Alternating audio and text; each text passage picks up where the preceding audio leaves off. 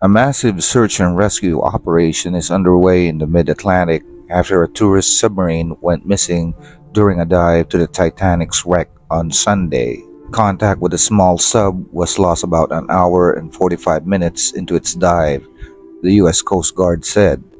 Tour firm OceanGate said all options were being explored to rescue the five people on board. The five people aboard are the founder of the company that operates the vessel, a British businessman and explorer, a British father and teenage son from a prominent Pakistani family, and a French maritime expert. Tickets cost around $250,000 for an 8-day trip, including dives to the wreck at a depth of 3,800 meters. The submersible usually carries a pilot, three paying guests, and what the company calls a content expert. The vessel weighs 23,000 pounds and, according to the website, can reach depths of up to 13,100 feet and has 96 hours of life support available for a crew of five. Before the five-person crew of the submersible vessel begins to descend to the ocean floor, they first had to be locked inside by a support crew who should seal it shut with bolts. The sub itself is extremely narrow, measuring just 670 centimeters by 280 centimeters by 250 centimeters. It can carry a crew of just five people, a pilot and four passengers. Passengers are required to sit on the floor with limited room to move around. At the front of the vessel is a large domed porthole offering a viewing point, which the company claims is the largest viewport of any deep-sea manned submersible.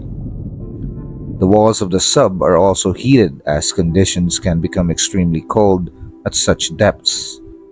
Wall-mounted lamps are the only source of light on board. Unusually though, it includes a private toilet for customers at the front of the sub. A small curtain is pulled across when it is in use, and the pilot turns up some onboard music. However, the company's website does recommend you restrict your diet before and during the dive to reduce the likelihood that you will need to use the facilities.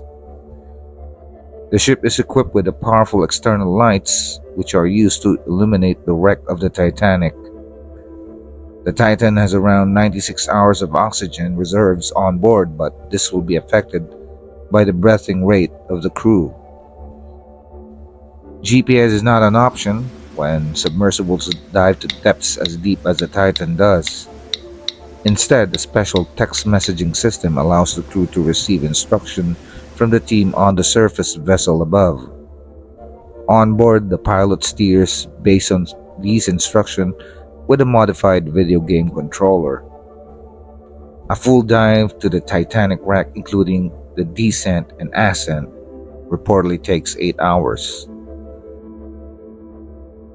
The missing Titanic sub search continues as banging sounds heard, as reported by the Coast Guard.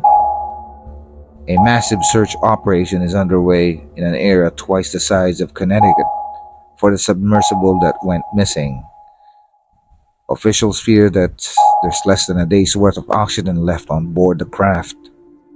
Each passing second makes it less likely that the passengers of the submersible will be found alive, as their oxygen supply is expected to run out by Thursday morning. Time is quickly running out for the five people aboard. An expert said that in his experience operating on submarines, he said humans don't normally feel the pressure changes like they would on an airplane. He explained it just feels normal.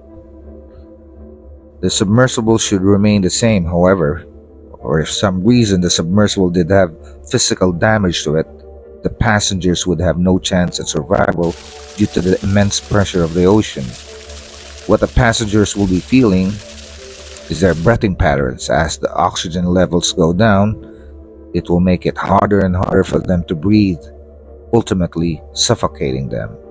Normally, the vessel would have the capability to recycle the air, removing the carbon dioxide while it adds oxygen. But as time goes on, carbon dioxide will begin to build as the submersible loses its ability to scrub enough of the poisonous gas. If the vessel lost power, the passenger could suffocate faster even there's still oxygen around due to the increase in carbon dioxide and lack of ability to filter it out.